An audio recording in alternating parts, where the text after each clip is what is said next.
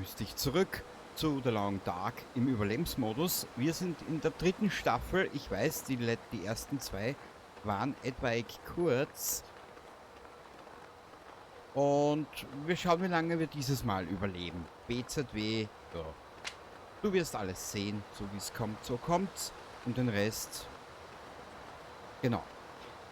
Ja, ich will noch mal rein. Ich werde mir aber erlauben, egal wie oft wir sterben werden hier, jetzt mal diese Staffel so ein bisschen länger zu gestalten. Genau, kurz und schmerzlos, damit du auch was davon hast und nicht nach 7 Episoden wieder sagen musst oder sagen sollst, jetzt hat der schon wieder aufgehört, hörst du? Ja, genau, der einzige Grund. Gut, wir sind, ich glaube, ich habe die Küstenstraße gewählt. Ja, genau, ich habe die Küstenstraße gewählt dieses Mal. Und ich habe wie immer sehr viel vergessen. Es wird des Nächtens. Wir sollten schauen, dass wir schleunigst eine Kunft unterfinden. Ich vergesse immer, die Charaktere hier können ja nicht klettern. Der Willi und die Astrid. Ich will doch nur von diesem Berg herunter.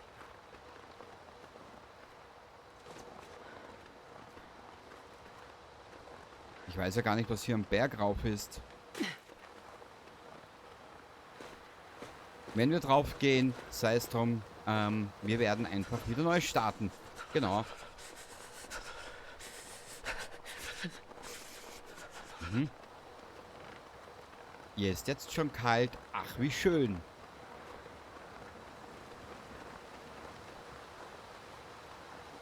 Ein bisschen muss sie leiden. Ein bisschen muss sie leiden. Da wirst du alt. So wie ein Herr von beiden. Christi. Ja, was gibt's viel zu erzählen? Eigentlich gar nichts. Eigentlich gar nichts. Ich als Raucher malträtiere ihre Nichtraucherlunge. Ich nehme es mal an. Und ja, genau. So. So.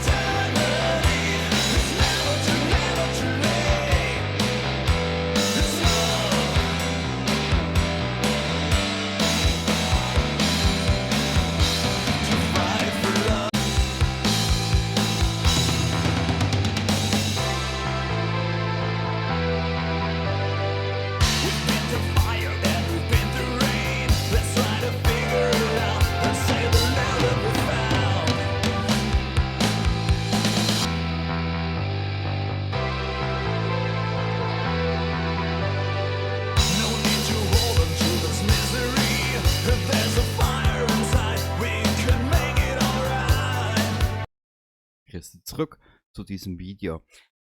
Wenn du mich schon länger verfolgst, wird dich das vielleicht interessieren. Oder wenn du den Kanal schon länger verfolgst, machen wir es so. Wird dich das interessieren? Vielleicht, wenn du durch puren Zufall auf dieses Video gekommen bist. Grüße ich aus der Steiermark. Und zwar folgendes. Dieses Video vorrangig mal an meine Abonnenten und Zuschauer.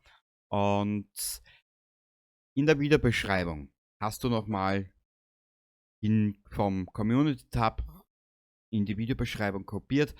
Das erwartet euch ab 15.02. bis 27.05.2025 und am 22.02. erscheint dann auch noch das Sommerprogramm. Genau, du wirst dann auch feststellen, dass ich den Kanal Juni, Juli, August auf einen Sendeplatz runtergeschraubt habe. Richtig, hat seine Gründe. Dazu kommen wir in diesem Video aber noch. Ich möchte mich so kurz wie möglich halten. Warum das Ganze? Nein, warum das Ganze? Kommen wir auch gleich dazu. Wie du gerade eingeblendet siehst, 2024 sah das mit den Videospielen und den 5 Sendeplätzen ungefähr so aus.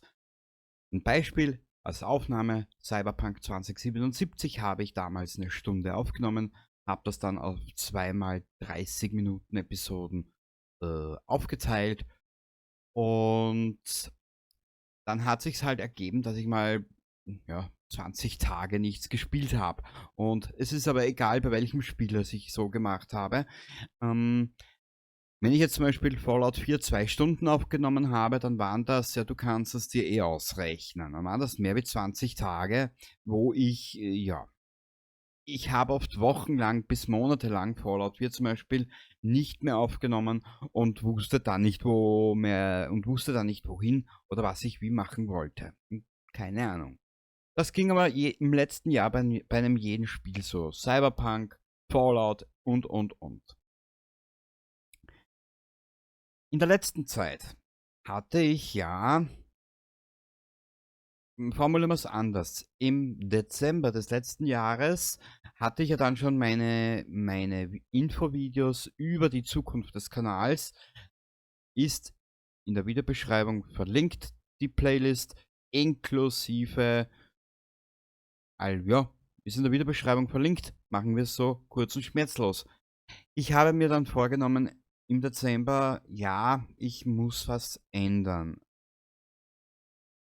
Und ich muss ehrlich gesagt gestehen, ich bin jetzt knapp 2,5 Monate dabei und habe natürlich jetzt für 2025 und die Zukunft ein kleines etwas einreißen lassen, das mir ehrlich gesagt bei weitem besser gefällt. Machen wir es so. 2025, wie du hier siehst, eingeblendet, maximal 3 Sendeplätze, Minimum einer. Ein Beispiel. Wenn ein Spiel als Beispiel Mass Effect 3, Minecraft im Hardcore-Modus, Spoiler, ja, da kommt was zum Hardcore-Modus, dazu aber, wenn es soweit ist, wird noch ein bisschen dauern. Wenn das jetzt zum Beispiel eine Woche lang kommt, auf alle 2 Tage ein Video, so wie du es halt schon seit geraumer Zeit kennst, dann ist es so. Bingo. Du wirst auch feststellen, über den Sommer, im Sommerprogramm, was am 22. erscheint, da zeige ich es dann ganz genau, was da wie vor sich geht. Ich reduziere auf einen Sendeplatz. Du wirst sehen, ich glaube, das erste sind 6 oder 7 Episoden SmackDown vs. Raw 2009. Die Road to WrestleMania mit dem Undertaker. Das ziehe ich durch.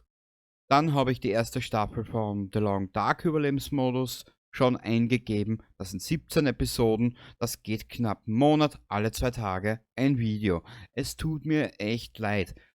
Warum und wieso erkläre ich noch. Achtung. Derzeit. Bitte nicht böse sein. Ich habe jetzt in den letzten 2,5 Monaten sehr viel gespielt, sehr viel probiert. Was mir gefällt, was ich momentan will und so weiter und so fort. Wir kommen auch gleich zu, machen wir es so. Open-World-Spiele habe ich auf unbestimmte Zeit ad acta gelegt. Das einzige, okay, gut.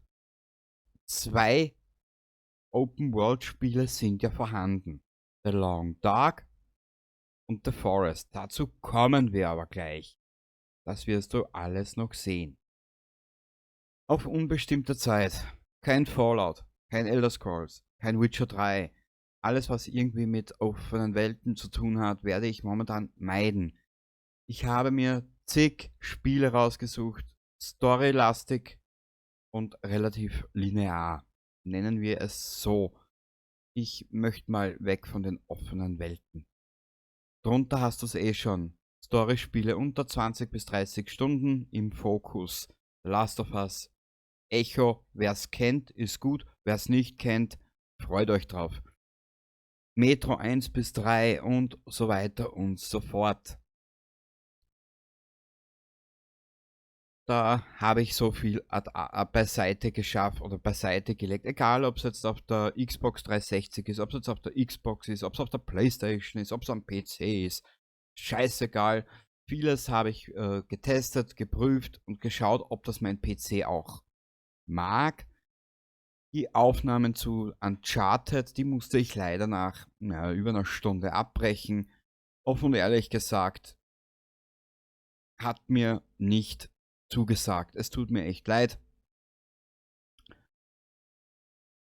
Ich kann nichts machen, was soll ich tun? Ich will mich nicht zu was zwingen, was mir nicht gefällt. Und ich meine, ich werde es nochmal versuchen. Spielstand ist auf der Xbox oder auf der Playstation gespeichert. Wenn ich mal wieder Lust habe, probiere ich es nochmal. Ansonsten spiele ich es durch. Wenn es mir gefällt, können wir gern Teil 2 und 3 spielen. Aber vorerst ist Uncharted mal weg von der Liste. Genau. Survival-Spiele, The Long Dark und The Forest. Dabei wird es bleiben. The Long Dark habe ich jetzt die erste Staffel schon eingegeben mit 17 Episoden. Bitte nicht böse sein, diese ist sehr chaotisch. Richtig, du hast richtig gehört.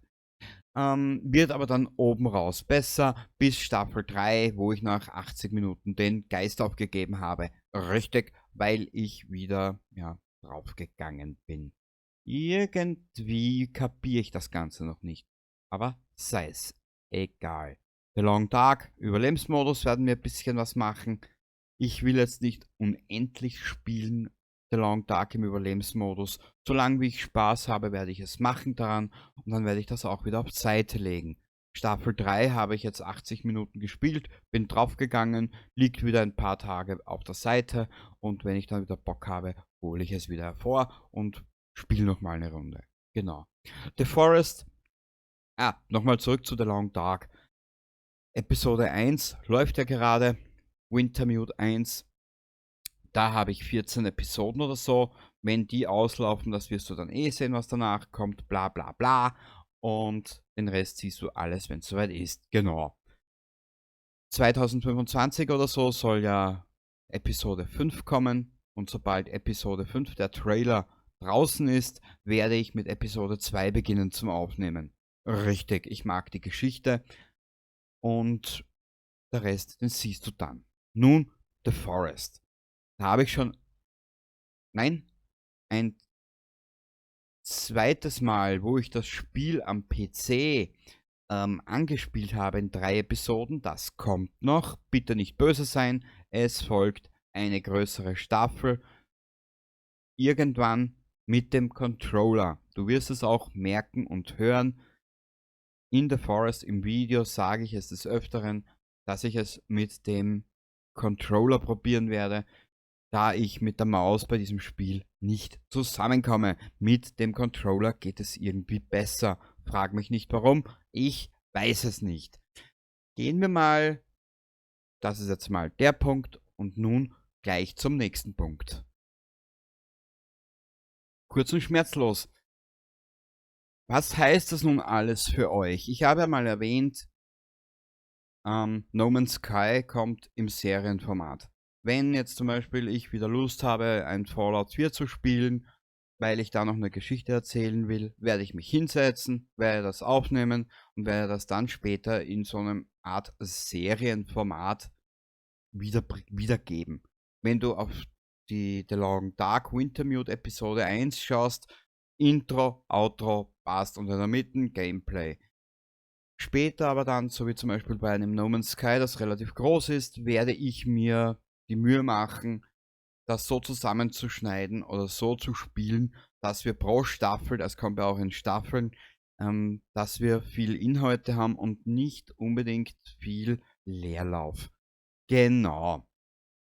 Was heißt das nun alles für euch? Hinsetzen und die Show genießen. Ich bin nämlich dahinter gekommen, bitte jetzt nicht böse sein für folgende Aussage. Ich schaffe es einfach nicht. Ich schaffe es nicht, eure Kommentare irgendwie mit reinzunehmen. Ich habe es jetzt 100 Mal irgendwie probiert. Es geht einfach nicht. Wenn ich mich jetzt bei dem derzeitigen Sendeplan hinsetze und so wie ich es jetzt wie heißt Mass Effect 3 circa 5 Stunden gespielt habe innerhalb von 2 oder 3 Tagen, der schaffst du eh gleich mal, dann dauert das einige Zeit und die Kommentare werden dann relativ weit im Abseits, beziehungsweise wenn du jetzt auf irgendetwas einen Kommentar schreibst, bis ich im Video dann darauf antworte, ähm, vergeht zu viel Zeit. Würde ich jetzt aber einen Kommentar, ich nenne es mal ein Kommentarformat bringen, wo ich eure Kommentare in einem Format beantworte, das würde auch wieder ein bisschen doof sein. Habe ich auch schon probiert. Also, hinsetzen, die Show genießen, wie ich es schon mal gesagt habe, lacht über mich, ärgert euch über mich, weil, was weiß ich, weil ich was nicht gesehen habe, weil ich wieder mal botschert oder sonstiges war. Ich kann über mich selber auch lachen. So ist es ja wieder nicht. Ah. Das Ganze, was jetzt auf euch zukommt in der Zukunft, und ich habe es jetzt selber gemerkt, ähm, die SmackDown vs. Raw 2009 Road to WrestleMania mit dem Undertaker und die 2010er Road to WrestleMania mit dem Edge, das waren circa, naja, ich sag mal 2 bis 3 Stunden, dann hast du diese Formate oder diese Reihe durch oder diese Spielereihe oder dieses Spielformat und ich konnte das endlich mal ohne irgendwas durchzocken und ich hatte wieder mal Spaß dabei und musste mir aber keine Gedanken machen jetzt auf eure Kommentare. So kann ich das jetzt nicht sagen, aber ich hoffe, du weißt, auf was ich hinaus will. Ich konnte mal wieder was durchspielen, ohne Pause zu machen, auf längere fristige Zeit. Aber du weißt, auf was ich hinaus will. Und auf diesem möchte ich weiter aufbauen. Genau. Lasst euch einfach überraschen. Ihr werdet das Sommerprogramm noch sehen, was da auf euch zukommt. Und danach lasst euch einfach überraschen. Genau. Es ist noch viel vor. Ich habe noch einiges an Intros zu schneiden. BZW einiges an Intro-Liedern zu erstellen. Und wie ich dann da unten schon geschrieben habe, Stand 16.02.25. Ich habe über 5 Monate vorproduziert. Geht ja leicht bei alle 2 Tage ein Video. Das reicht auch. Reicht mir auch, muss ich euch ehrlich gesagt gestehen. Ich will noch meinen Spaß haben an dem ganzen Gewagel hier. Und euch auf meine eigene Art und Weise weiterhin unterhalten. Genau. Ich hoffe, du bist mir nicht böse auf etwaiges, was auf euch zukommt in der Zukunft. Da kommt einiges. Aber alles zu seiner Zeit. Und ich kann im Hintergrund voreingeben, wenn es mir gerade danach ist. Sagen wir mal so. Ich habe ja geschrieben und auch schon des Öfteren gesagt, ich möchte euch ein bisschen mehr Abwechslung bringen. Genau. Mass Effect 3 beginnt auch später. Wirst du alles in Sommerformat, glaube ich, habe ich das eh schon eingegeben, oder? Ne, ich glaube, Mass Effect habe ich noch nicht eingegeben. Sei es drum, du wirst alles sehen. Es ist vieles vorbereitet und so weiter und so fort. Das Ganze spielt natürlich, spielt mir und dir in die Karten. Ich habe Zeit zum Aufnehmen. kann mir die Zeit nehmen, lade das dann gemütlich hoch und du hast immer Videos, die du schauen kannst, wenn es dich interessiert. Ich zwinge niemanden. Und das ist mir sogar sehr recht, das Ganze. Ich packe jetzt mal ein bisschen was Privates aus, was 2025 und 2026 jetzt mal oberflächlich betrachtet ich vorhabe. Ein paar kleine Schnitt und ja, du wirst einfach sehen, mach mal so, schau einfach weiter zu und den Rest siehst du dann, wenn es soweit ist. Über das Warum und Wieso mir das mit dem Kanal und dem Aufnehmen so jetzt in den nächsten 2 Jahren mal besser in die Karten spielt, das möchte ich dir jetzt zeigen. Machen wir eine kleine Zeitreise. Du wirst jetzt sehen, 2023, 2024. Eine kleine Einblendung mit 2023 und danach zeige ich dir ein paar Sachen, die ich besucht habe. 2024 ein paar Sachen, die ich besucht habe. Bitte, ihr müsst aber immer Folgendes betrachten. Das kürzeste war eine Stunde weg von mir. Das weiteste circa 12 Stunden mit dem Auto. 12 bis 13 Stunden. Genau. Bitte halte das immer im Hinterkopf. Und ich würde sagen, wir fangen einfach mal an, dass ich dir jetzt das einblende, was ich 2024 und 2023 zurückblickend besucht habe.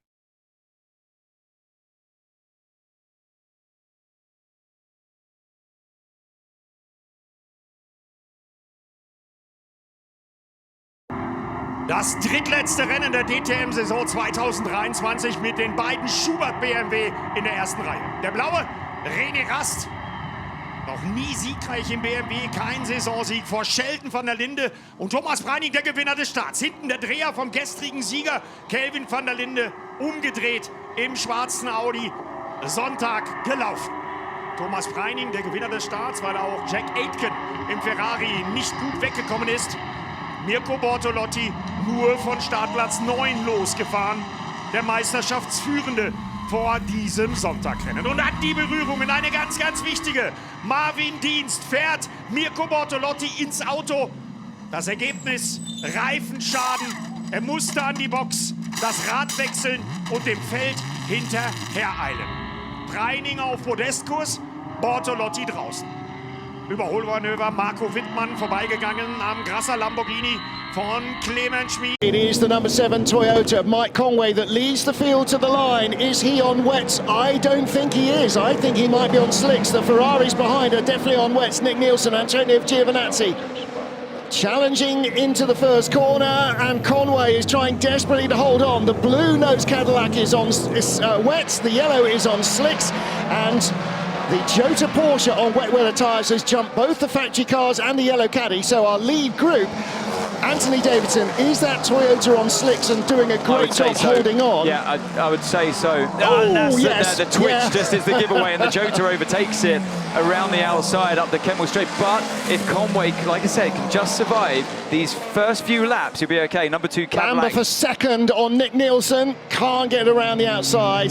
There is the Jota car, the gold car of Antonio Felix da Costa. We know he started on wets. They will have built more speed, but of course the track is not soaking wet. The Peugeots are on wets. They're coming past the Toyota.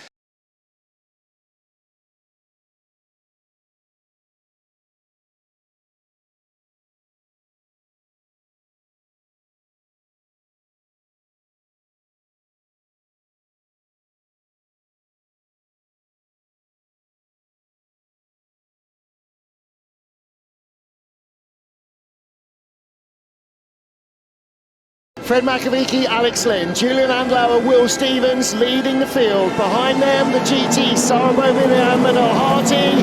Hold, and let's leash the dogs of war. The 99 Proton Competition Porsche, Julian Andlauer, had a brief look at the inside.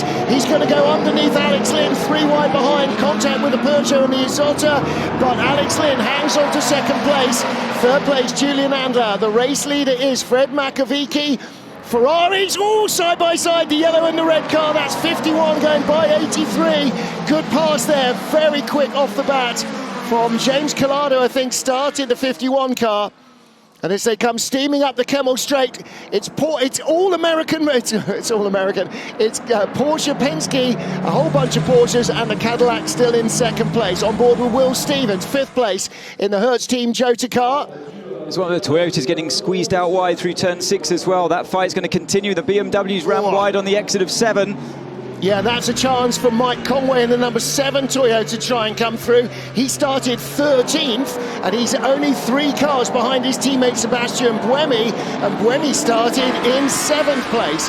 So a brilliant start by Mike Conway on board with the Alpine of Mika Lapierre. Still side by side, by the way, the BMW and the Toyota, as they came 3 corners later. That move is now done. Yeah, so move up the order. 93 is challenging as well. That's the second of the first. Kommen wir jetzt mal zu Dingen oder zu Ereignissen, die vor der Tür stehen, wo ich mir aber noch nicht ganz sicher bin. Machen wir es so. Und zwar fangen wir mit dem ersten an. Genau, das ist, glaube ich, im Oktober. Die müsste im Oktober sein. Ja, und zwar die WRC gastiert in Europa, beziehungsweise ich glaube, das sind in 3 Staaten, Deutschland, Tschechien und Österreich. Und in Österreich, in Oberösterreich, haben sie einige Etappen. Und da bin ich noch am Überlegen, ob ich mir das anschaue an einem Samstag. Das wäre, glaube ich, der 19. Oktober. Da muss ich mir ehrlich noch überlegen, wie ich das anstelle. Ob ich mir jetzt, weiß ich nicht, keine Ahnung, ob ich jetzt mich an die Strecke stelle oder mir ein bisschen mehr Geld in die Hand nehme und mir das Fahrerlager anschaue. Was mir persönlich lieber wäre. Im Fahrerlager gibt es ein bisschen mehr zu entdecken. Sagen wir es mal so. Im September kommt an den Red Bull Ring die International GT Open. Genau. Dann muss ich mir auch noch überlegen, obwohl da ist der Eintritt frei. Da wollte ich eigentlich schon im letzten Jahr hin, 2024, wo ich mir aber dann wieder gedacht habe, ach du Scheiße, weißt was, ich bin heute faul, komme nächstes Jahr sicher wieder. Und wie gesagt, der Kalender zeigt es ja, gastieren heuer wieder. Vielleicht schaue ich mir das heuer an. Weiß ich nicht. 2025 wäre das geplant gewesen. Fanatec GT am Nürburgring, das 3 oder 4 Stunden Rennen. Da wollte ich schon die Karten kaufen. Nun kam aber zwischen der Überlegung, Karten kaufen für den Nürburgring und Fanatec GT, kam aber eine kleine Einblendung dazwischen. Da blende ich dir jetzt was ein. Das dauert 2 oder 3 Minuten. Kannst du ein bisschen genießen aus dem Vorjahr. Und dann erkläre ich dir nochmal kurz, warum und wieso ich mich für dieses Jahr dafür entschieden habe. Began coming here in 2016, but you can look back at the history of the 4 Hours of Imola all the way to 1954. So 70 years on, we're about to go racing again for this now traditional 4 Hours of Imola. The World Endurance Championship have revealed or realised the secret of the Imola racetrack as well. That was a tremendous race earlier on in the season elsewhere in the ACO rules ladder. And now there's a drama for the 66 JMW Motorsport Ferrari of John Hartshorn. It looks like he's not going to be able to make the start. They'll cross the finish line first of all. The start line is around the next right-hand kick, so they're still waiting for those lights to go out, which they do now. And we're racing for the first time, for the 3rd time in the European Le Mans Series in 2024. And And is the 65 going to be able to lead into that first corner? Manuel Maldonado with his arms full into the Tamburello chicane, but he is able to fend off Ryan Cullen and Lorenzo Fluxa for the first time of asking. The 43 does indeed have to start the race from pit road, so Sebastian Alvarez came down pit lane and will be released very shortly. Lorenzo Fluxa, though, running in third ahead of Matthias Kaiser, but initially, after that great lap yesterday from the 65 and Charmy Lacey, his teammate Manuel Maldonado is able to lead in the early stages, Graham Goodwin. Now the 43 did get off pit lane, so is at the back of this grid. Can also confirm that John Hartshorn did get the 66 car running, and that is at the back of this field. So all 43 cars in the train. Genau. Die European Le Mans Serie gastiert heuer in Imola und da kostet die 3 Tage Premium-Karte 19 Euro. Sorry, war für mich der Anlass dazu, dass ich sage, ich fahre Italien nach Imola und schaue mir das an. Die World Endurance Championship Premium, ich nenne es jetzt mal Premium-Karte, kostete mir 90 Euro für Fahrerlager, Boxengasse, reingehen, Autogramme etc., Fahrerlager rund um Spa-Francorchamps ist ja nicht klein, die Strecke, und man konnte eigentlich sehr viel entdecken, war auch Top-Preis. Gleich im Vorhinein, wenn du dir das 3 Tage Premium-Ticket, sage ich es mal, das VIP-Ticket für den Nürburgring holst, Fanatec GT, das kostet dir ca. 300 Euro. Die Red Bull Race Club Ticket, wie ich es 2023 hatte, genau 2023, weil 24 war ich nicht mehr, das kostete mir 320 Euro am Red Bull Ring für die DTM. Genau, nur dass du mal einen kleinen Preisvergleich hast. Gell? Ich habe mir jetzt, während ich jetzt hier das so einspreche, habe ich mir überlegt, weißt was, für 2026, das machen wir im nächsten Jahr. Genau, aus einem einfachen Grund, weil sonst wird dieses Video etwas zu lange. Wir haben eigentlich schon fast alles abgearbeitet. Nein, 2 Dinge noch. Der Urlaub heuer beinhaltet nicht nur den 3 Wochen Stillstand, den wir in der Firma jedes Jahr haben. Dieses Jahr geht es noch einmal nach Belgien, und zwar dieses Mal habe ich schon vorbereitet, wann, wie und wo wir übernachten werden, pipapo und bla bla bla. Das werden wir natürlich mit dem Auto fahren, sind ja nur 14 Stunden, kein Problem. Bis Spa-Francorchamps kenne ich die Strecke von meiner Heimat in der Steiermark über die A9, über die A3 hinauf. Es gibt ja 2 Möglichkeiten von Frankfurt über Rheinland-Pfalz, glaube ich, hinten rauf oder unten, südlich unter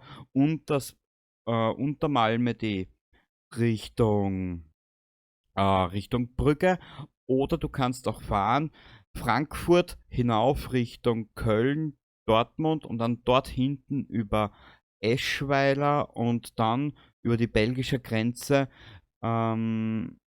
Eupen Richtung Brügge rüber. Das geht auch. Kenne mich schon, da habe ich mich schon ein bisschen erkundigt, beziehungsweise die 2 Strecken bin ich schon selber gefahren. Alles kein Problem. So, und ich möchte das Video nun, das wird dann der Urlaub mit der Freundin in Brügge, nochmal dazu, ein paar Tage, wunderschöne Stadt, ich habe mich schon sehr informiert über die Stadt, und ehrlich gesagt, ich habe mich ein bisschen in Belgien verliebt. Genau. Und nun kommen wir zum Abschluss.